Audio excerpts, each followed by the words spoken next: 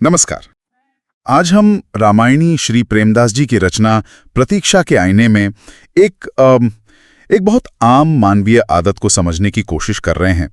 आध्यात्मिक अभ्यास या ईश्वर स्मरण मतलब भजन, उसको कल पर टालते रहना। जी, ये आदत तो बहुत आम है। हाँ, अक्सर सुनने को मिलता है, अरे भजन करने का समय आएगा तब देखा जाएगा। तो आज का हमारा मकसद है स्रोत के आधार पर यह देखना कि क्या वाकई कोई सही समय होता है या फिर इंतजार करना भारी पड़ सकता है। बिल्कुल। और स्रोत इस सवाल का जवाब देखिए बहुत सीधे देता है, भजन कब करें? हाँ, जब याद आ जाए, जब मन करे तभी। इसके लिए कोई खास मुहूर्त या क्या कहते हैं अवस्था का इंतजार करने की जरूरत नहीं है। अच्छा, मतलब कोई राइट टाइम नहीं है। नहीं, स्रोत हमें ध्रुव और प्रहलाद जैसे भक्तों की याद दिलाता है जिन्होंने बहुत छोटी उम्र में ही बिना किसी सही समय का इंतजार किए भक्ति शुरू कर दी थी। अरे हाँ, ध्रुव और प्रहलाद की कहानी तो बचपन में सुनी थी और इसमें एक बहुत रोचक बात स्रोत बताता है कि जो स्मरण करता है उसकी रक्षा का भार वो तो स्वयं प्रभु उठाते हैं। जी हाँ, बिल्कुल ठीक वैसे ही जैसे कोई लालची इंसान अपने धन को संभाल कर रखता है।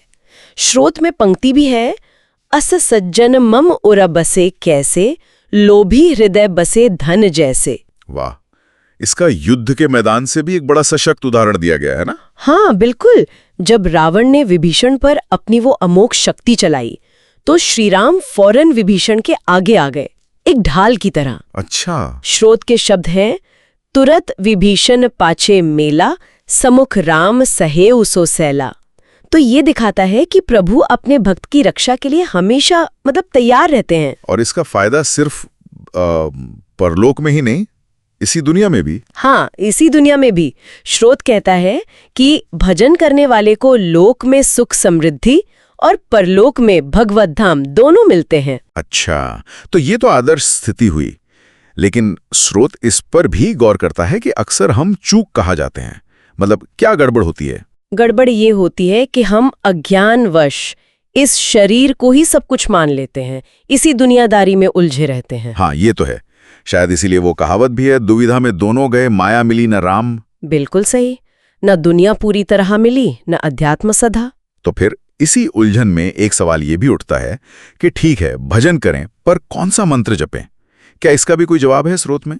हाँ, और इस पर स्रोत की दृष्टि बहुत व्यवहारिक है, बहुत प्रैक्टिकल। वो कहता है कि कोई एक सबसे अच्छा मंत्र सबके लिए नहीं है। अच्छा। हाँ, जो नाम, जो रूप, जो मंत्र आपको प्रिय लगे, जिसमें आपका मन आसानी से रम जाए, बस वही जपना चाहिए। वही फलदायी होगा। जरूरी यह है कि कनेक्शन महसूस हो। ये बात तो बहुत राहत देने वाली है।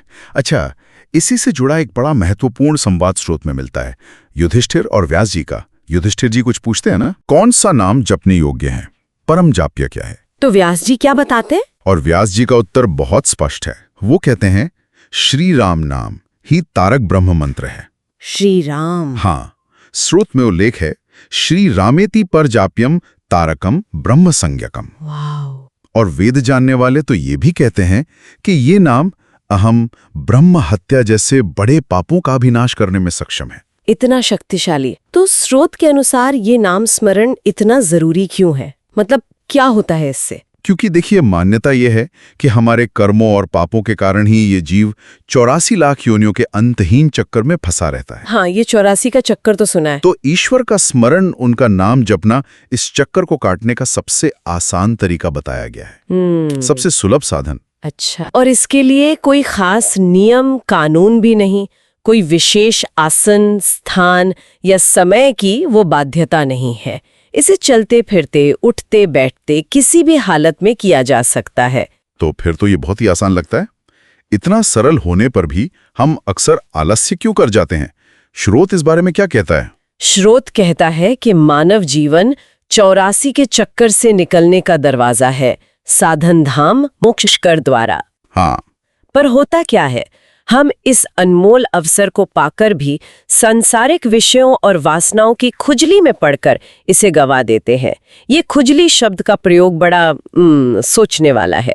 खुजली, ये कैसा रूपक है? हाँ, और इसे समझाने के लिए स्रोत एक अंधे व्यक्ति का बड़ा सटीक उदाहरण देता है। अच्छा, बताइए।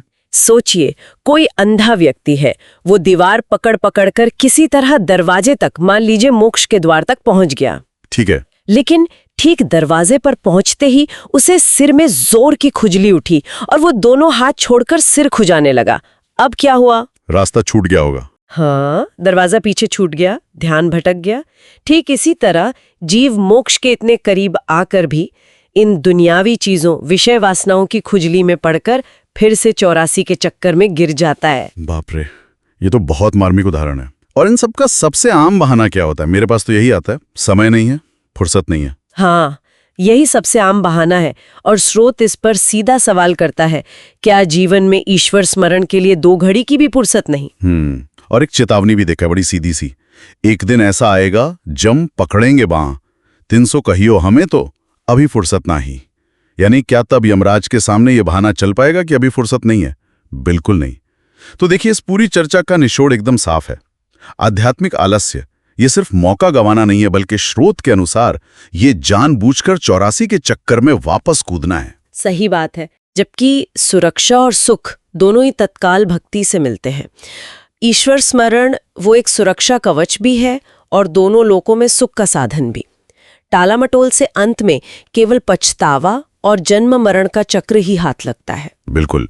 स्रोत में मुक्ति के द्वार से भटकाने वाली ये विषय रूपी खुजली का रूपक वाकई सोचने पे मजबूर करता है। अगर आज के संदर्भ में देखें तो ऐसी कौन सी आधुनिक खुजलियां या भटकाव हो सकते हैं? हाँ, ये सोचने वाली बात है। चाहे वो सोशल मीडिया हो या करियर की अंधी दौड़ हो या कुछ और, जो व्यक्ति को जीवन के गहरे अर्थ या आध्यात्मिक लक्ष्यों की खोज से दूर कर देते हैं, तब भी जब उन्हें शायद इसका महत्व पता हो या रास्ता बिल्कुल सीधा दिख रहा हो। ये सवाल अपने आप में एक गहरा विचारणीय बिंदु छोड़ जाता है।